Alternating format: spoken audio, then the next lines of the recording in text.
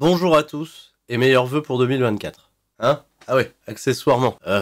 Si j'ai pas produit de contenu pendant longtemps, c'est parce que j'étais malade. Et on est le 1er janvier 2024 au moment où j'enregistre cette vidéo, et je suis toujours un peu malade. La grippe est restée forte, et c'est comme ça depuis Noël. Et pourtant, cette fin d'année 2023, il y a bien quelque chose qui n'est pas resté malade, et ben c'est le catch. Bon, déjà des annonces, parce que cette semaine il va se passer des trucs pas banals. Déjà, si tout se passe bien, Raw Recap demain, et je vous donne également rendez-vous ce mardi 2 janvier à 21h10 sur la chaîne Warner TV Next, puisqu'exceptionnellement, j'ai remplacé Norbert au commentaire de l'épisode d'All Elite Wrestling Dynamite, et c'est donc aux côtés d'Alain Mistrangelo que je vais compter le dernier épisode de Dynamite, avant ce AEW World's End dont on va parler dans un instant. Encore une fois, merci à la chaîne, merci à Alain et Norbert de m'avoir fait confiance, merci à Fred. Je sais pas comment j'ai fait pour réussir à enregistrer tout ça au vu de mon état de santé, mais bon, j'ai tenté de faire de mon mieux, et j'embrasse très fort Norbert, et j'espère que vous lui ferez également plein de gros bisous. Il revient très vite. Un peu plus tard cette semaine, ça sera ce week-end, samedi 6 janvier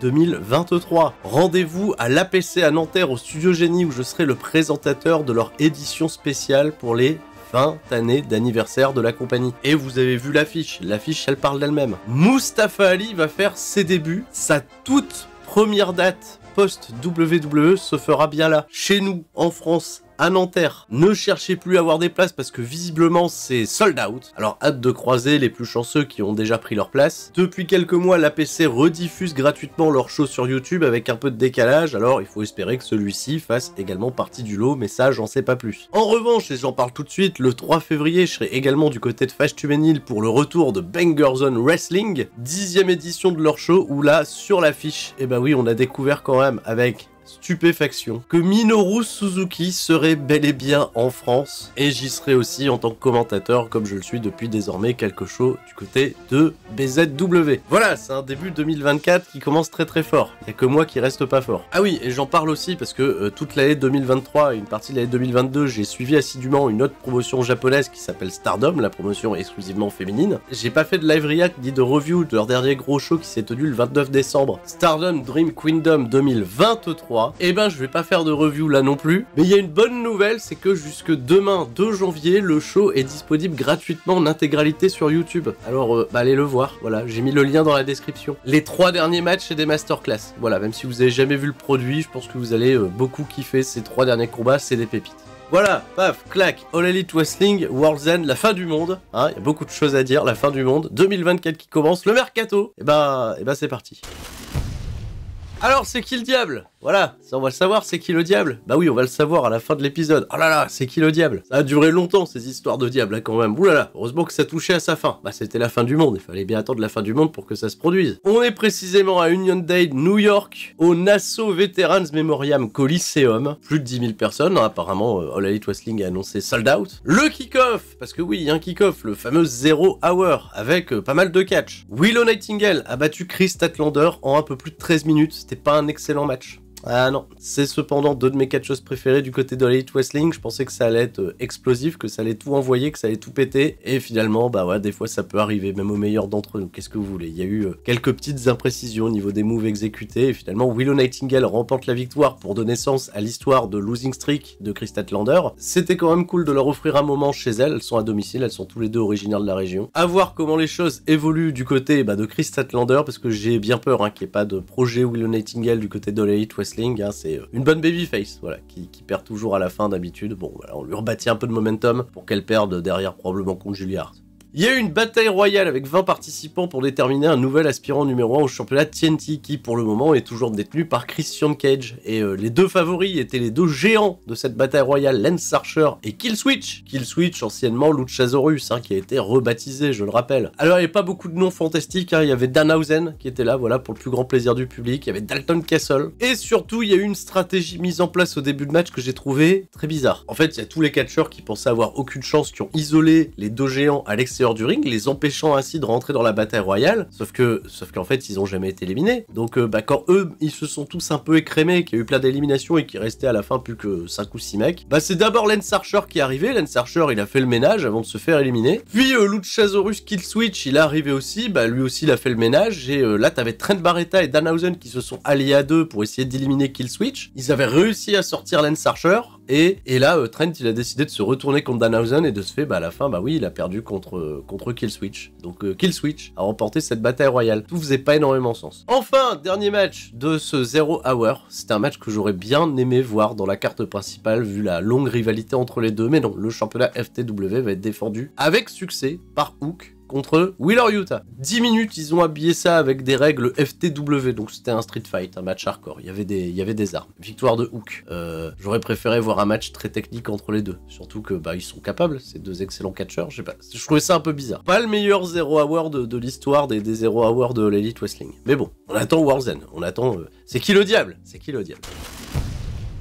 La carte principale, après un beau clip de présentation, va commencer par un combat à 8 avec tous les gens qui ont perdu au Continental Classic. Voilà, on a fait un 4 contre 4, on a mis 4 face, 4 heal, et puis allez-y, faites un match. Ce qui permet d'avoir du beau star power sur la carte, parce que d'un côté on a Casta, on a Bryan Danielson, on a Daniel Garcia qui est très over, et Mark Briscoe, ça fait toujours plaisir, contre Jay Lethal qui a pas gagné le moindre match au Continental Classic, Brody King, Rouge et Jay White. D'ailleurs, il y a eu un super face-off, superbe petite confrontation entre Jay White et Bryan Danielson, depuis le temps qu'on l'attendait. Un mot tout de suite de ma part sur le Continental Classic, c'est un tournoi que j'ai trouvé très cool. Les matchs étaient vraiment bien. C'est une bonne idée à l'Elite Wrestling de faire un tournoi comme ça à la fin d'année, où il n'y a pas non plus un immense intérêt en fin d'année. Donc très bien, on est récompensé. Bryan Danielson qui avait perdu sa finale de bloc contre Eddie Kingston, ça m'a ravagé. Et d'ailleurs, il y aura la finale du Continental Classic, des vainqueurs de chaque bloc, un petit peu plus tard dans la soirée. C'est un excellent match, 17 minutes, c'est un des combats les plus recommandés de cette carte. C'est les Babyface qui vont gagner grâce à Daniel Garcia. Et ouais, Daniel Garcia qui va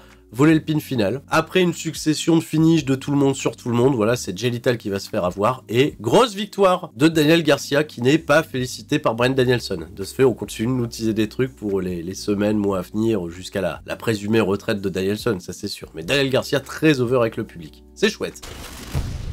AEW World's End, on est parti crescendo vers un gros ventre mou. Ah, c'est pas courant avec All Elite Wrestling qui est comme ça, des gros ventres mous dans les cartes, mais là, un joli ventre mou. Ça commence par un match plutôt décent, pas forcément très attendu de mon côté, deux anciennes superstars de WWE, dont une qui va probablement revenir à la WWE très vite, peut-être déjà au moment où je vous parle, il est peut-être dans l'avion, on n'en sait rien.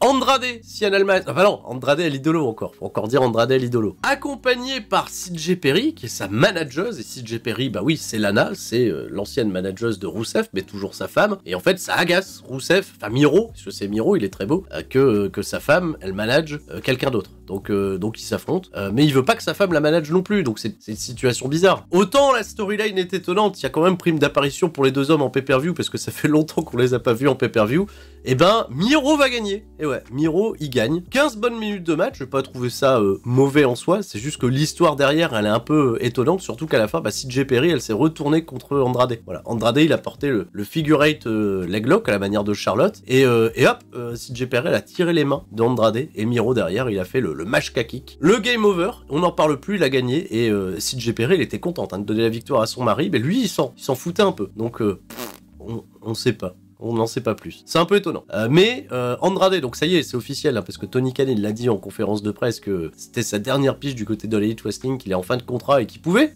Ça, c'est les Dirt Sheets qui nous l'ont dit apparaître dès ce soir à Monday Night Raw. D'ailleurs, il est apparemment attendu pour le premier Monday Night Raw de l'année, donc on verra bien si les Dirt Sheets ont raison ou pas. Je trouve ça quand même classe que l'Elite Wrestling, ils aient donné une dernière apparition à Andrade. Ils auraient pu tout simplement le mettre au placard si son souhait était de quitter la compagnie, de pas signer, d'aller chez WWE, quand même de l'avoir fait bosser jusqu'au bout. Je trouve ça plutôt classe.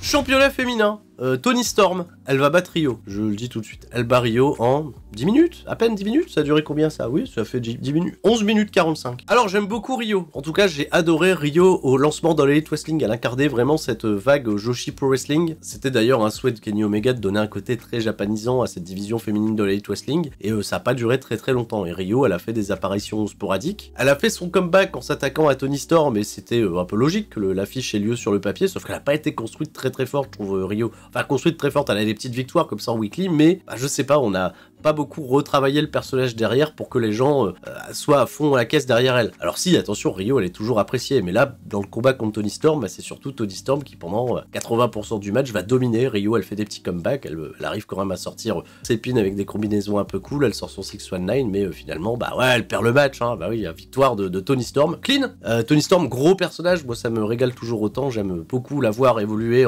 en cette espèce de mix entre Marilyn Monroe d'un côté et Mildred Burke de l'autre, c'est plutôt cool. Et à la fin, il y a Mariamé qui est arrivé et qui a donné des fleurs, voilà, qui a acheté des fleurs. Toni Storm, elle s'est roulée dans les pétales. Et j'ai oublié de le dire, j'ai oublié de le dire, ça on l'a su dans le pré-show, que Serena Deeb, il est temps, elle va faire son retour, Serena Deeb. Ah, une bonne nouvelle. Voilà, victoire de Toni Storm, Mariamé, elle va faire ses débuts cette semaine à Dynamite. RAS, Rio, est-ce qu'on la reverra derrière? Je sais pas.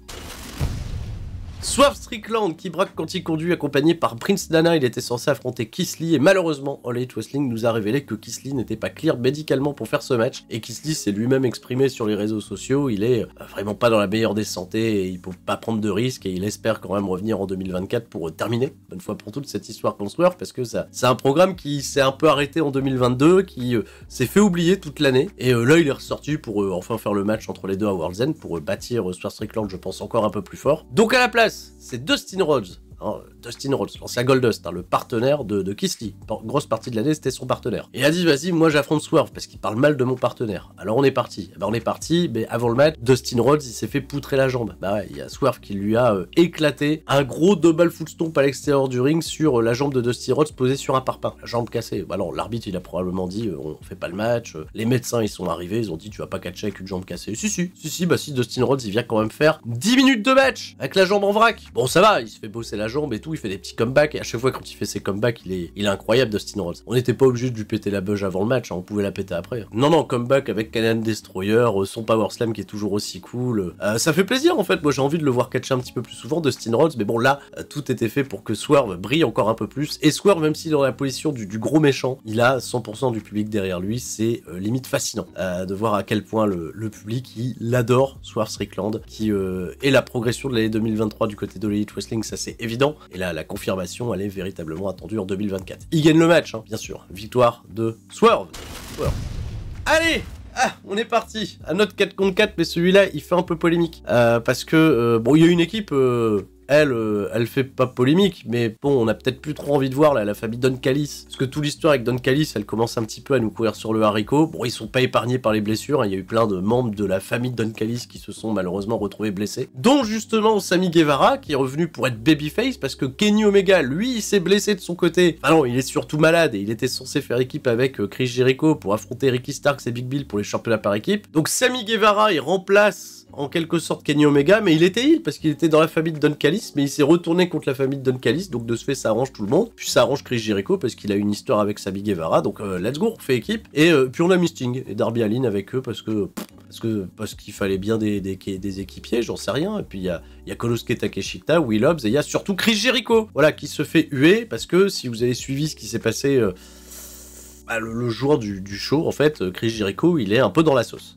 C'est Nick Osman, un journaliste catchesque, un peu controversé d'ailleurs, qui a accusé Chris Jericho d'avoir harcelé sexuellement Kaylee Ray, catcheuse qui avait débuté du côté d'All Elite Wrestling au lancement et qui avait quitté la compagnie de manière un petit peu obscure. Si j'ai bien compris, elle a eu un meeting avec Jericho où elle pensait pas être seule, mais finalement elle était seule, et apparemment c'est à ce moment-là que Jericho lui aurait fait des avances et que Kaylee Ray aurait refusé. Et après ça, pris sa décision de quitter All Elite Wrestling. Alors c'est les conclusions qui ont été faites sur internet, mais l'attitude de Jericho est pas forcément des plus ouf. Donc voilà, donc les gens ils étaient pas contents de voir Jericho et pas contents de voir qu'All Elite Wrestling les laissait sur la carte. Donc Jericho, les gens ils ont pas été contents, et à chaque fois qu'il était dans le ring il s'est fait huer. Bon, ils ont quand même fait durer tout ça pendant 15 minutes, donc même s'il y a eu des séquences plutôt pas mal, avec Darby Allin, Konosuke Takeshita, Ricky Starks, Sammy Guevara, même Big Bill, j'aime bien Big Bill, Powerhouse Hobbs aussi, voilà.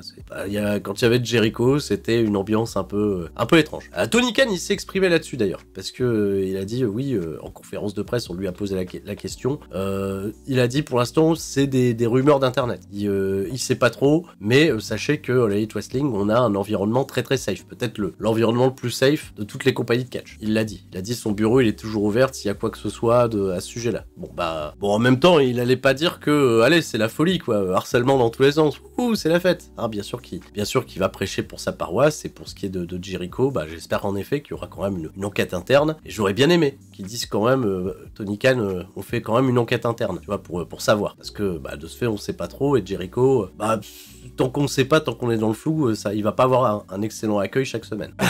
Et a raison. Ah, mais sinon, il y avait Sting dans le match. Donc, quand il y a Sting, ça va, les gens sont contents. Et Sammy Guevara, il a gagné à la fin, il a fait un shooting star press sur Ricky Starks. Le résultat du match importait un peu, voilà. Ça fait toujours plaisir parce qu'il y a Sting, on lui laisse un peu de temps à la fin du show pour reposer avec le public de New York parce que Sting, c'est bientôt la retraite. Merci Sting. Et on va conclure le ventre mou, malheureusement c'était pas la meilleure des positions pour elle, elle passait pas après un gros banger, mais Julia Hart défend le championnat TBS avec succès bien sûr contre Abaddon. Il y avait des règles spéciales dans ce match où on avait le droit de mordre ses adversaires, bon bah voilà.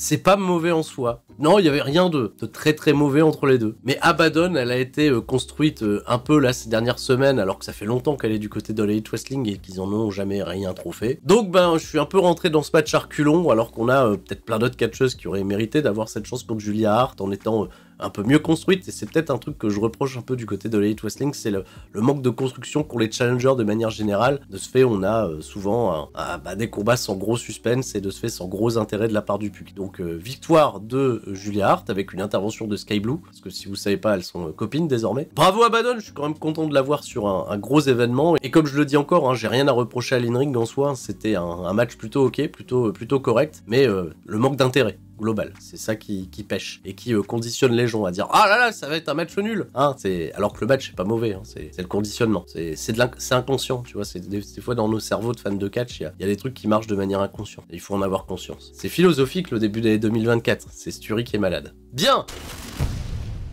On finit quand même World's End avec 3 excellents combats. Là, on est qualité World's End. Hein. Là, on est qualité All Elite Wrestling, ce qu'on aime, ce qu'on a vu cette année. Parmi les meilleurs combats de l'année, il y a fatalement toujours des combats d'All Elite Wrestling. Et là, il y a Adam Copeland qui challenge Christian Cage pour le championnat TNT. Hein, ça y est, le règlement de compte. Puis là, il n'y a pas de règle. Hein. Là, vous faites ce que vous voulez, cassez-vous la gueule. Il faut de la violence. Alors, il s'était déjà affronté le 6 décembre à Montréal à Dynamite. C'était plutôt un chouette match, avec un chouette dénouement où la mère de Nick Wayne, elle a trahi, je sais pas si elle a véritablement trahi Adam Copeland, mais en tout cas elle a pas laissé son fils se faire casser la gueule et elle s'est rangée du côté de Christian Cage. Donc elle et Nick Wayne, elles accompagnent le patriarche, hein, Christian Cage, l'homme le plus détesté de All Elite Wrestling, hein, pour de bonnes raisons. Hein. Et nos deux anciens meilleurs amis catcheurs de plus de 50 ans aujourd'hui, ils ont très certainement fait le meilleur match de catch que j'ai vu avec deux mecs de plus de 50 ans dans un ring nord-américain. C'était trop bien. Vous connaissez Adam Copeland, hein. C'est souvent long, hein. Ça a duré 24 minutes. Bah, ils ont été se balader dans le public, il a cassé longtemps la gueule à Christian Cage. Il y a eu pas mal d'overbooking avec Nick Wayne qui intervient dans des moments un peu propices. Il y a eu des rappels au storyline, du bon storytelling, des chants TLC, évidemment. Les gens ils voulaient des tables, des chaises, des échelles, et bah ils ont eu des tables, des chaises et des échelles, et ils voulaient même du feu, parce que Adam Copeland il est venu habillé comme quand il avait affronté Mick Foley. Vous vous souvenez qu'il était passé à travers une table en feu? Et bah pareil, là il était habillé pareil, alors on a eu du feu. Alors le feu, attention, hein, on a failli pas avoir de feu parce que les flammes elles se sont éteintes, mais Adam Copeland il a rallumé la flamme, et il a rallumé la flamme des fans de catch. Hein. Qu'est-ce que c'était bien, hein. C'est Nick Wayne qui va passer à travers la table en feu. Enfin il est passé pas vraiment à travers, il est passé au-dessus. Il l'a touché, il est passé au-dessus. Quelque part tant mieux, parce que c'était impressionnant. Hein. Belle flamme. Et dans la foulée, Adam Copeland, il a réussi à porter le Unpreacher sur Christian Cage. Il l'a battu avec son propre finish et est devenu le nouveau champion TNT. Incroyable. Là, le public récompensé, les héros qui sont debout à la fin, c'était trop bien, hein. C'était trop bien. Et puis il y a Killswitch qui est arrivé, Luchasaurus. Killswitch, il est arrivé, il a dit bah j'ai un contrat moi pour devenir champion TNT quand je le souhaite. Ah bon? Ça marche comme les Money in the Bank ce truc, c'est le storytelling. Edge était le premier à utiliser un Money in the Bank et là Killswitch, c'est le premier à utiliser une règle façon Money in the Bank chez All Elite Wrestling. Et bah dis donc, Killswitch, le fameux, il a défoncé Adam Copeland, mais il a pas pu le battre, parce que Christian Cage il est revenu, il a dit à Killswitch « Ah, tu te rappelles que t'es à mes ordres, hein, j'en sais rien », où il lui a dit, il l'a peut-être menacé de révéler l'histoire avec Kativic, hein, vu que Killswitch c'est Kane hein, dans l'histoire, hein, vous doutez bien. Et victoire de Christian Cage, voilà, qui a encaissé la victoire de Killswitch pour devenir champion TNT à nouveau, et il repart avec la ceinture. Donc le règne de Adam Copeland, il était tout petit comme ça. Si j'ai rien d'autre à rajouter. Mais c'était bien, hein. C'était... La fin de match, peut-être on aurait pu s'en passer, c'était bien de garder quand même Madame Copeland debout à la fin, et on est content parce qu'on l'aime bien. Parce que franchement, il assure. Les deux mecs, ils ont assuré. C'était trop bien. Allez, on continue nos analyses pertinentes. Vous avez vu dans quel état je suis pour ça. Je suis un peu euphorique. C'est peut-être les médicaments, j'en sais rien. Eddie Kingston contre Jon Moxley. Finale du Continental Classic pour déterminer le Continental Crown Champion. Voilà, il y a une Triple Crown. Il y a trois ceintures, oh là là, NJPW Strong, Ring of Honor World et la nouvelle ceinture de l'Elite Wrestling pour faire une triple crown et un championnat reconnu de ce fait dans 3 promotions différentes. Ce serait quand même plutôt stylé que Jon Moxley se pointe avec toutes ces ceintures le 4 janvier à Wrestle Kingdom. Oui, on va parler du 4 janvier à Wrestle Kingdom, mais pas maintenant, parce que le show n'a pas encore eu lieu, mais on fera un live react. Ça, je vous le dis. Twitch.tv/Tuerie316. Dans le même état que je suis là maintenant, ça va être bien. Et ben, on est parti. Eddie Kingston contre Jon Moxley, longue histoire entre les deux. C'était un règlement de compte sans régler véritablement ses comptes, parce que les deux en fait se respectent, s'apprécient, ils se font quand même quelques petits doigts d'honneur et ils se sont mis quand même beaucoup de gros atémis dans la tronche. Et Bryan Danielson, il était à la table des commentateurs, il disait ouais, j'ai perdu contre Eddie Kingston parce que je suis rentré dans son jeu, j'ai commencé à mettre des grosses droites, etc. alors que je suis meilleur catcheur technique. Pourquoi j'ai voulu faire de la bagarre avec lui? Lui, c'est un bon bagarreur, mais attention, Moxley c'est un meilleur bagarreur, sauf que Moxley s'est fait avoir. Moxley dans le dernier échange de baffe là, bien violent, il a mis une baffe, il s'est fait contrat avec un hurricane derrière dans l'élan en fait. Dans l'élan de la baffe, hop c'est parti hurricane et victoire d'Eddie Kingston. Et t'as vu la paire de balls quand même d'Eddie Kingston, le mec il a mis ses 2 championnats en jeu, il a dit vas-y si je perds tout. Et à la fin il gagne. Donc c'est lui qui gagne, c'est beau. Bravo Eddie Kingston, félicitations. Eddie Kingston. Il a gagné. Et il a toutes les ceintures, il a les 3 comme à l'époque des grands champions d'All Japan Pro Wrestling, Toshiaki Kawada. Il a fait un câlin avec Moxley, hein, parce que les deux hommes s'aiment bien, et puis il était devant son public, donc à New York, on aime beaucoup Eddie Kingston. Excellent match, c'était super. À l'image un peu de tout ce tournoi qui était vraiment une excellente idée. Bravo à l'Elite Wrestling pour le coup. Enfin le main event, Samoa Joe contre MJF. Samoa Joe contre MJF. Alors le diable, c'est qui le diable? Pour l'instant on n'en sait rien, c'est qui le diable? Là il y a Samoa Joe qui fait son entrée, il y a MJF après un petit clip pour dire à quel point c'est notre connard à nous à Long Island. Tout le monde l'aime bien, il est ému hein, MJF, oula, hein, il est ému parce que il a fait sa tribune aussi, la veille, il a fait une tribune sur un blog où il a dit à quel point All Elite Wrestling ils ont compté pour lui et à quel point All Elite Wrestling il compte dans le monde du catch, mais qu'au 1er janvier 2024, on sait pas où je vais signer, je verrai bien. De toute façon, il l'a toujours dit, j'irai là où il y a le plus d'argent. Et on va jouer le jeu jusqu'au bout, hein, tant bien que ça soit un jeu. On sait rien, en fait, il y a des reports qui nous disent oui, il a signé il y a 1 an, ils le savent depuis longtemps, les Wrestling, que MJF il va rester, donc pas de soucis. Mais en fait, non, on sait pas trop quoi. Puis eux ils jouent bien le jeu, donc moi j'ai envie de croire que pour le moment il a pas signé quoi. Surtout qu'il va perdre son titre, voilà, ça aussi je le dis, MJF il va perdre son titre. Alors il est ému hein, d'être salué une dernière fois par le public, il vient catcher en plus de ça blessé, ça fait des semaines et des semaines que le mec est blessé, mais il veut quand même mener son programme à bien et il est strappé au niveau de l'épaule, il a mal partout et donc il va souffrir hein, contre Samoa Joe qui va dominer une grosse partie du match. Ça ressemble beaucoup à leur combat au New York Ashie Stadium, mais pas avec un MJF qui en fait des caisses et qui se relève toujours au compte de 9 à l'extérieur du ring. Il fait pas un match à la Cody Rhodes si tu veux, il est résistant sans s'en faire trop des caisses et ses comebacks sont plutôt légitimes à chaque fois. Bon, il y a toujours ces mouvements un peu goofy de babyface où il mord le crâne, il fait son kangourou kick, mais c'est over avec les gens donc ça va. Samoa Joe, il est impérial, hein, c'est vraiment le Samoa Joe Prime. Hein. Il est revenu à un état de forme physique que je trouve vraiment hallucinant. Et je suis déjà en train de faire le play-by-play et j'ai oublié de dire un truc. Il y a Adam Cole qui était présenté par MJF et qui l'a accompagné au ring de ce fait. Adam Cole, il est aux abords du ring et il assiste à son pote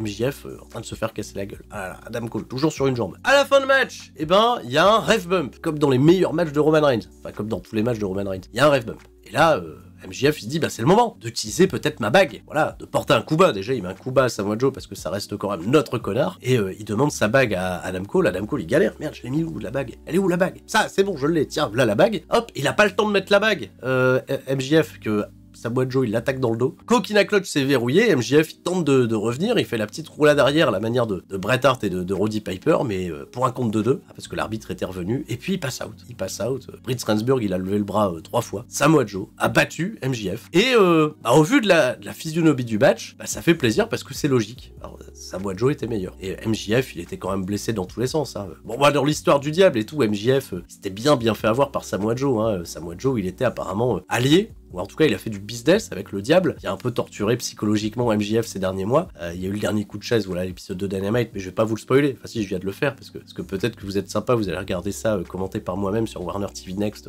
ce mardi. Voilà, il s'est fait avoir, il a perdu. Et Adam Cole, il vient consoler de ce fait son copain, MJF. Ah non, t'as perdu et tout. Samoa Joe, lui, nouveau champion. Et il a fait une conférence de presse incroyable d'ailleurs, Samoa Joe. J'ai très hâte de voir le run de champion de Samoa Joe.